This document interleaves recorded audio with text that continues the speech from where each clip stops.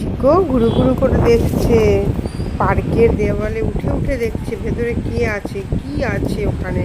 কেন ওকে ঢুকতে দেওয়া হয় না পার্কে, কেন ওকে ঢুকতে দেওয়া হয় না, কেন রেস্ট্রিকশন, সব কিছু ইনভেস্টিগেশন করছে।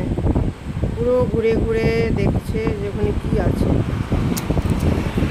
দেখো এত ইন্টেলিজেন্ট জিকো। জিকো এখন একদম ইনভেস্টিগেশন অফিসার হয়ে গেছে। ও পার্কের ভেতরে ঢুকে ঘুরে ঘুরে সব দেখে নিচ্ছে যে ভেতরে কে আছে, আর ওকে কেনই বা ওখানে ঢুকতে দেওয়া হয় না। আমার মাথায় ফুলও লাগিয়ে নিয়েছে একটা, কি সুন্দর পোজও দিয়েছে। এই আবার শুরু হয়ে গেছে ইনভেস্টিগেশন।